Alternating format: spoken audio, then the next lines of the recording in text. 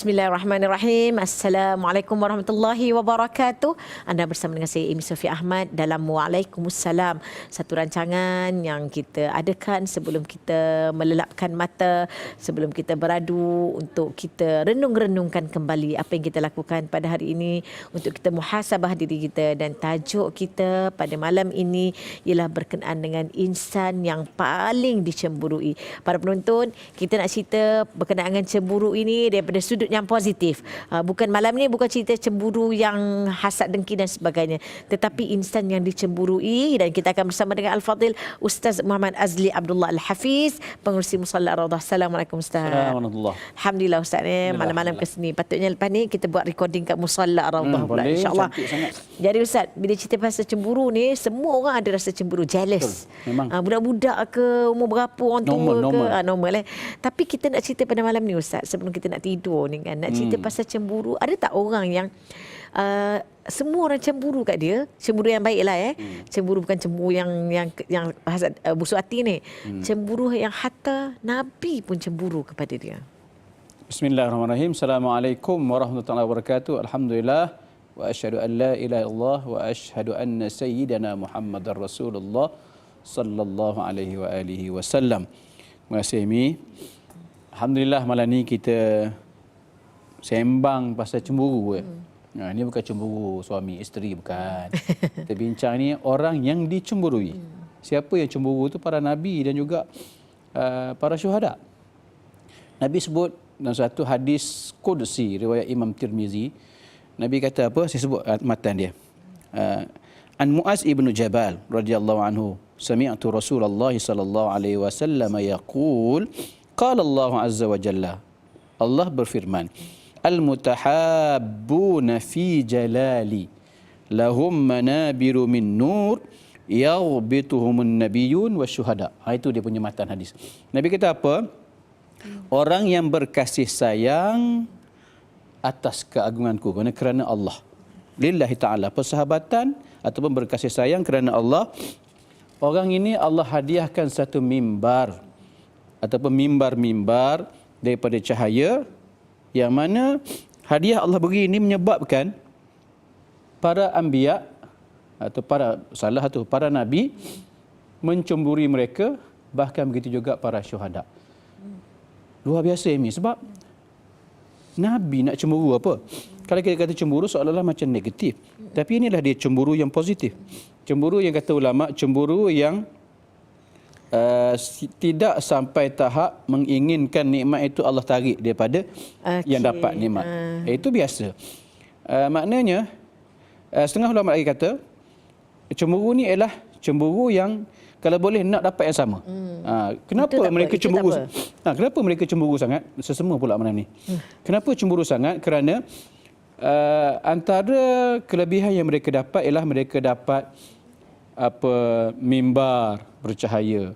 Lepas tu mereka ni saya sebut antara kelebihan-kelebihan yang mereka dapat berdasarkan yang disebut oleh seorang ulama hari ini, namanya Dr. Mustafa An-Nadwi, Dr. Mustafa Abu Sulaiman An-Nadwi.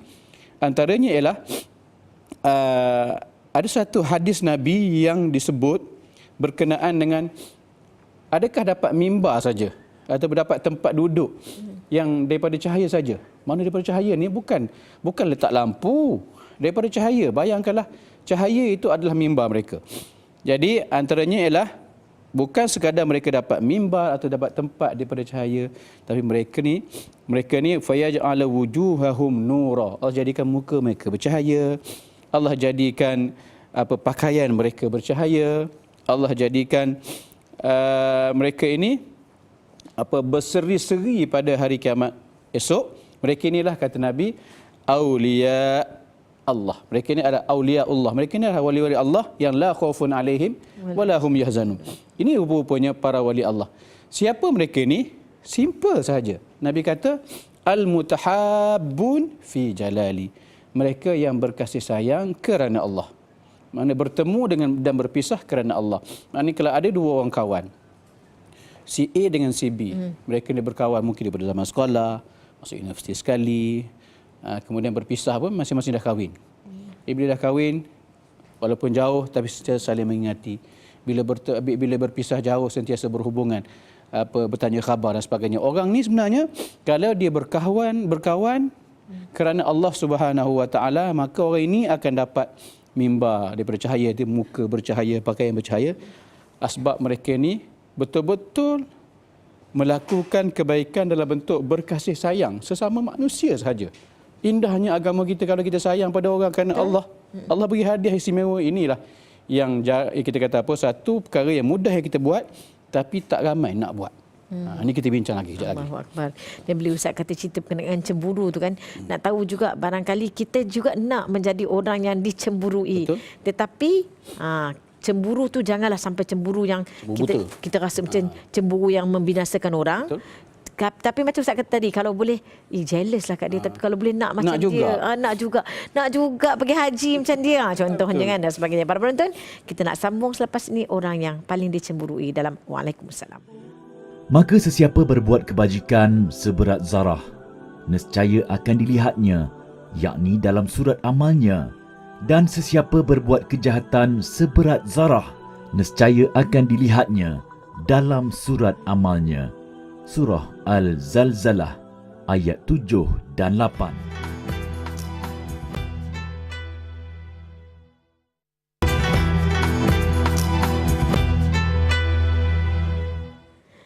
Para penonton, orang yang paling dicemburui lillahi ta'ala. Kita cemburu kepada dia kerana Allah Subhanahu Wa Ta'ala.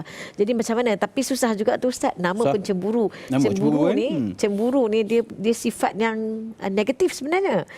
Tapi kita yang nak serongkan dia kepada positif. Jadi bagaimana kita nak, kalau kita tengok seorang tu, kita besar, harta banyak dan sebagainya, kita pun nak rasa macam nak jadi dekat dia, kita nak ubah. Kita cemburu dengan dia, jadi kita pun nak berusaha untuk kita beri kepada orang lain juga. Untuk kita bantu musalah ar-radah contohnya. Jadi bagaimana kita nak switch kita punya cemburu tu? Boleh ke tidak cemburu ataupun tak payah rasa apalah, biarlah dia. Imam An-Nawawi dia sebut dalam kitab At-Tibyan fi Adab Hamalatil Quran. Ini Amy belajar zaman duk menghafal Quran kan. Dia sebut ada dua jenis cemburu. Al-ghibtah dia panggil. Ghibtah ni kita kata iri hati. Iri hati. Ada dua kategori iri hati. Satu iri hati yang mubah, yang harus. Yang keduanya yang haram. Yang mubah tu ialah mengharapkan kita dapat nikmat yang sama ataupun tidak menginginkan nikmat yang diberi pada seseorang yang kita tengok dapat nikmat itu hilang. Itu mubah, tak ada apa-apa masalah. Tapi yang haram ialah bila tamanna zawalun nikmah. Bila kita menginginkan nikmat yang dapat pada kawan tu, mana Haji? Pergi haji tahun ni dia muda lagi. Ni mesti kabel lah. Jadi agak-agak kau pergi haji esok kena tahan dengan polis. Itu tamanna zawalun nikmah, haram hukum dia. Imam Ghazali sebut, bagi meredakan kita punya cemburu kita pada sesuatu nikmat yang Allah beri pada seseorang. Kadang-kadang kita ni peringkat awal dia masih harus mubah lagi, mana tak ada apa-apa. Okeylah dapat pergi haji. Bagus, alhamdulillah. Okey. Tapi syaitan ni dia memainkan peranan ni halus. Dia pun bisik, takkan kata gitu kot. Dia tu muda, gajinya kecil, engkau gaji besar. Duit dia. Ya ke tidak duit dia. Jadi kita pun tak apalah, biarlah. Mula-mula macam tu, lama-lama ya tak ya juga kan. Entah dia ni anak siapa-siapa, somebody kot dia. Jadi cara macam mana kita nak cool down kita punya kecemburuan kita yang membawa kepada haram tadi, dengan cara kita kena ingat apa saja Imam Ghazali ajar pada kita, apa saja pemberian yang Allah beri kepada seseorang, kita kena ingat itu adalah anugerah Allah khusus pada dia. Allah dengan kuasanya, dengan bijaksananya Allah, dengan Rahman dan Rahimnya, Allah boleh beri pada siapa yang Allah nak. Dan atas kapasiti tertentu, maka Allah berilah pada dia. Apa yang dia beri pada Amy tak sama beri pada saya. Apa dia beri pada saya tak sama pada Amy. Jadi kita kena letak begitu dulu. Dengan kebijaksanaan Allah, maka Allah berikan sesuatu itu, suatu nikmat itu pada seseorang, tidak pada yang ni pula dapat yang ni, tidak pada ni. Itu pertama sekali. Yang keduanya, bila kita dah tahu itu adalah pemberian Allah, maka kenapa kita nak argue atas kuasa Allah? Seolah-olah kalau kita,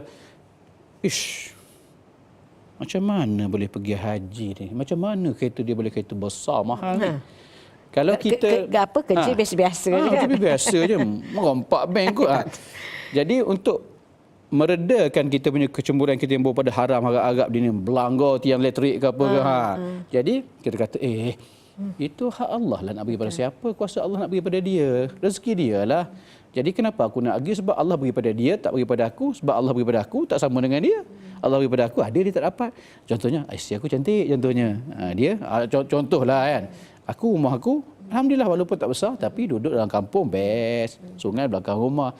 Jadi kita sentiasa cool down dengan cara macam tu. Maknanya, Allah membahagikan rezeki tidak sama. Ada orang yang lebih nampak pada kita lebih, tapi ada kurang yang kita tak nampak. Ada yang kita nampak kurang pada kita sebenarnya lebih yang kita tak nampak. Jadi benda-benda macam inilah, kaedah-kaedah macam inilah yang diajar Imam Ghazali ialah cara untuk mententeramkan hati kita supaya kecemburuan kita yang dibolehkan mereka awal tu terkawal supaya tidak pergi kepada cemburu yang membawa kepada haram. Dan sebenarnya berbalik kepada inilah antaranya ilmu. Dan juga inilah sebenarnya yang kita bawakan, dan untuk kita ni memandu kita malam-malam nak tidur kan fikir, tak apalah fikir tak apalah, suami aku walaupun tak kaya tapi baik. Baik sangat Allah, doktor kan. Walaupun tak handsome tapi handsome sebenarnya. Tiba-tiba cover balik kan. Nah itulah. Dan juga itu Ustaz, kita cemburu kepada orang. Bagaimana pula jika kitalah yang menjadi orang yang dicemburui? Bagaimana untuk kita ni mengawal diri kita supaya tak buat macam nampak macam nak menunjuk ke orang lah tu, nak bagi orang jealous lah tu. Ataupun ya Allah Tuhanku, bantulah kita untuk kita ni sentiasa terhindar daripada cemburu-cemburu orang, daripada ain, daripada kata-kata orang yang orang cemburu sampai boleh jadi mengakibatkan berlaku sesuatu kepada kita. Inilah yang banyak yang orang ini lupa nak buat. Satunya, orang dia tahu orang cemburu pada dia, amat tidaknya kat garah kereta dia penuh melempar-lempar kereta. Orang tu dah pandang lain macam, pandang selek. Banyak sangat. Dia dah tahu orang tu pandang lain macam pada dia, sembanglah sikit. Ni dia buat ada aku kisah pula kan. Nampak je kereta banyak semua hutang ni itu bukan kereta aku, tu kereta anak aku yang sulung, dan nombor 2. Kereta ni nampak aja macam mahal, kereta second hand semua murah aja beli, tu pun anak-anak beli apa semua. Kita kena pandai meredakan kecemburuan kawan kita supaya dia tidak terjebak dengan benda-benda yang haram. Yang keduanya, macam kadang-kadang kita juga macam Amy sebut tadi, kadang-kadang kita ni melampau sangat expose kita punya terutama sekarang ni Ustaz di media sosial betul. Dan sebagainya. Harta kita, ahli keluarga kita nak expose tu berpada-pada. Time hari raya, post lah gambar beraya tu supaya kita sama-sama share kegembiraan. Tapi takkanlah hari raya kot. Esok raya, lusa raya, setahun beraya. Tunjuk semua nikmat yang Allah beri pada dia. Rumah dia besar. Orang lain mungkin yang tengok, Allah, besarnya rumah dia. Cantiknya. Tengok anak, ya Allah, anak comelnya. Mata biru sebelah, hijau sebelah. Contohlah kan. Cantik sangat anak dia. Jadi kita kena pandai kawal benda ni semua. Kita bimbang macam apa Amy sebut tadi, terkena ain. Kadang-kadang di kalangan orang yang memerhatikan apa yang kita share, bukan semuanya sebut Masya Allah, Tabarakallah, Subhanallah, tak sebut nama Allah, bimbang dengan kagum hanya datang daripada mata tanpa ada menyebut keagungan Allah, maka terkena ain pada kita. Jadi esok kita tengok kita yang susah, anak kita sakit apa semua, kenapa kita terlalu expose. Seelok-eloknya, kita kena nak post juga anak, Masya Allah, awal-awal lagi kita tulis, Masya Allah, Tabarakallah, Alhamdulillah, syukur, Allah kurniakan. Tapi jangan setiap hari macam tu, Alhamdulillah, hari esok, Alhamdulillah, sampai setahun 365, 1/4 hari tu, dia duk post gambar, Alhamdulillah, orang pun lama-lama, ni bukan Alhamdulillah lagi, na'udzubillah ni. Nak ceritakan tentang betapa dia itu senang, betapa dia itu bahagia. Berpada-pada lah jadi dalam berpada-pada, agak-agak lah. Jangan sampai apa yang kita kongsi boleh menyebabkan kecemburuan orang lain. Kita bimbang ke apa, memudaratkan diri kita, bahkan bimbang juga mudarat pada yang nengok tu. Kita tak nak saudara kita ni ada yang dijerumuskan ke dalam neraka sebab kita puncanya. Dia dengki pada kita, terjebak dengan haram. Punca daripada kita yang tak kawal. Apa yang kita miliki, duk expose, tunjuk pada orang, konon-konon kita lah terpaling bahagia dah. Istilahnya terpaling bahagia, kita dah dapat isteri terpaling cantik, dapat anak terpaling comel. Jadi yang terpaling ni kena hati-hatilah ya tuan-tuan ya. Ya, dan kalau boleh kita nak menjadi orang yang dicemburui, yang memberi motivasi. Betul. Maknanya kita ni orang cemburu kepada kita sampai orang berusaha bersungguh-sungguh. Orang cemburu kepada kita yang mana nak mencapai juga apa yang kita capaikan, iaitu mencapai redha Allah Subhanahu Wa Taala. Maknanya cemburu yang memberi motivasi itu tak apa. Jadilah orang yang dicemburui dan memberi motivasi kepada orang lain. Bukan cemburu yang membawa kepada mudarat. Para penonton, kita nak sambung lagi orang yang paling dicemburui. Kita berehat seketika dalam Waalaikumsalam.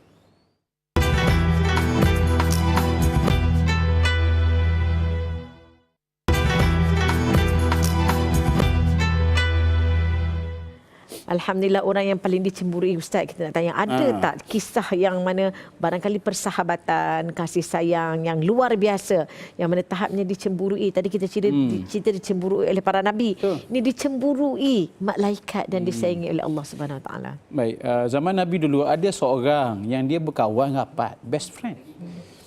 Jadi Allah sampai tahap utus malaikat ke bumi untuk melihat dua orang sahabat ni. Cerita macam mana, hadis daripada Abu Hurairah. Hadis ni hadis sahih. Imam Muslim disebut lelaki ni ziarah saudara dia di satu kampung lain lah. Dia bukan di kampung yang sama, kawan lama. Kemudian Allah turunkan malaikat menyamar. Kemudian sampai malaikat menyamar lelaki tadi sampai kepada lelaki yang nak pergi ziarah kawan tu. Dia tanyalah, ini Nabi cerita, kamu nak pergi mana? Dia kata, aku nak pergi ziarah kawan aku dekat kampung sebelah. Dia ingat lelaki biasa, betul malaikat sebenarnya. Jadi malaikat dia tanya, yang malaikat menyamar lelaki dia, ada apa-apa ke dengan dia kamu nak pergi ziarah sangat ni? Ada apa-apa ke? Kau nak dapat apa-apa, istilah kita kata nak dapat apa, ada dapat duit ke apa? Pergi ziarah. Dia kata apa, tak ada apa-apa. Dia kata sahaja je sebab aku sayang pada dia, aku sayang sangat pada kawan aku ni. Jadi aku nak ziarah je. Ziarah tu semata-mata kerana Allah. Macam tu. Maka malaikat tadi pun yang menyamar lelaki dia kata apa, sesungguhnya aku ni adalah utusan Allah kepada kamu. Dan Allah nak beritahu pada kamu melalui aku, dia kata Allah sayang sangat pada kamu sebab kamu ni sayang pada kawan ni luar biasa. Jadi ada lagi tak yang macam ni agak dalam dunia ini? Ada barangkali, memang ada. Cuma ramai di kalangan kita ni berkawan tu ada makna. Baik ada makna tu. Kita berkawan dengan dia sebab mungkin kerana dia anak orang kaya contohnya. Kita baik dengan dia mungkin kerana dia tu boleh jawatan, tolong. Ada jawatan, boleh tolong kita apa-apa. Jadi kawan ni, kita berkawan, tapi kawan yang macam ni kawan yang tidak dapat, kita kata tidak dapat kasih sayang Allah. Kita berkawan ada makna. Jadi yang berlaku pada dua saudara zaman Nabi ni ialah dia berkawan sampai tahap dah berpisah pun nak jumpa lagi hanya kerana yang mengheret dia tu pergi ke kampung kawan hanyalah perasaan sayang dia pada kawan tu. Kita ni kadang-kadang lupa kawan kan. Dulu masa kita sekolah-sekolah, kita susah kawan kita belanja, kita makan kat kantin. Ingat lagi tak nama kawan tu? Entah ada ke yang belanja aku. Padahal hari-hari kawan tu belanja kita contoh. Mungkin kita dah lupa. Jadi kalau ada kawan-kawan yang macam ni, yang kita dah tinggalkan, mungkin kita dah bekerja jawatan kita besar, mungkin dia tu mungkin masih duduk di kampung ataupun tak kisah siapa, tapi jalinkan balik hubungan kita dengan dia tu. Kerana apa? Kita nak hubungan yang kita jalinkan dengan kawan kita tu sambung balik silaturahim yang mungkin hampir-hampir nak putus, sikit lagi nak putus tu, kita ikat balik. Mudah-mudahan nanti Allah beri kasih sayang pada kita. Kalaupun tak hantar malaikat, cukuplah kalau Allah sayang pada kita, yang menyebabkan sayang itu menyebabkan kita masuk syurga berdua dengan kawan kita tadi. Allahu Akbar. Rasa cemburu dengar cerita tu, dan inilah cemburu yang memberi motivasi kita pun nak berkasih sayang dengan sahabat kita sebagaimana cerita yang telah Ustaz ceritakan tadi, insya-Allah. Inilah jadi kita nak jadi orang yang dicemburui, yang memberi motivasi, insya-Allah. Dan Ustaz, sebelum kita mengakhiri, Waalaikumsalam, dapat Ustaz pimpin doa untuk kita ni menjadi orang yang dicemburui, yang cemburu yang membawa kepada kebaikan, bukan cemburu yang membawa kepada kebobrokan, kejahatan dan juga kefasadan. Bismillahirrahmanirrahim. Alhamdulillahirabbil alamin, wassalatu wassalamu ala asyrafil anbiya'i wal mursalin sayyidina Muhammadin wa ala alihi wa sahbihi ajmain. Ya Allah, ya Tuhan kami berhimpun pada malam ini ya Allah, memohon kehadrat-Mu ya Allah. Ampunkanlah dosa kami ya Allah, dosa ibu ayah kami ya Allah, dosa rakan-rakan kami ya Allah. Ya Allah, ya Tuhan kami, jadikanlah kami insan yang berkasih sayang kerana-Mu ya Allah. Al-mutahabbuna fi jalalika ya Allah. Jadikanlah kami ya Allah di kalangan orang-orang yang mendapat kasih sayang-Mu ya Allah, kerana kami mengasihi sesama kami kerana-Mu ya Allah, ya Rahman, ya Arhamar Rahimin. Ya Allah, ya Tuhan kami, jika ada kecacatan pada akhlak kami dalam berkawan dan berkasih sayang ini ya Allah, kami mohon padamu ya Allah, pulihkanlah kecacatan dan kerosakan itu ya Allah. Jadikanlah kami insan yang sentiasa berkasih sayang kerana-Mu ya Allah, semata-mata kerana-Mu ya Allah, ya Rahman, ya Arhamar Rahimin. Ya Allah, jika ada hubungan yang tidak baik antara kami dengan adik-beradik kami, dengan rakan-rakan kami, dengan jiran-jiran kami ya Allah, Ampunkanlah dosa kami ya Allah atas kesilapan itu, dan pulihkanlah semula ya Allah hubungan kami kerana-Mu ya Allah ya Rahman ya Arhamar Rahimin. Rabbana atina fid dunya hasanah wa fil akhirati hasanah wa qina azaban nar wa adkhilnal jannata ma'al abrar ya aziz ya ghafar ya rabbal alamin. Wa sallallahu ala sayyidina Muhammad wa ala alihi wa sahbihi wasallam walhamdulillahi rabbil alamin. Taqabbalallahu minkum. Amin amin ya rabbal alamin. Para penonton, jadilah kita meletakkan cemburu itu cemburu yang terpandu, bukan cemburu yang terburu-buru. Maka jadilah kita menjadi orang yang dicemburui kerana untuk memajukan diri, bukan kerana untuk memudaratkan diri. Cemburu yang memberikan motivasi, bukan cemburu yang mematikan diri. InsyaAllah moga cemburu ini satu sifat yang sepatutnya kita benci, tapi menjadi cemburu yang boleh memberikan kepada kita lebih dekat dengan Allah Subhanahu Wa Taala, lebih meningkatkan kehidupan kita, lebih meningkatkan jati diri kita. InsyaAllah jadilah orang yang dicemburui kerana Allah Subhanahu Wa Taala. Para penonton, cukup untuk pada malam ini. Semoga kita sentiasa maafkan diri, maafkan semua.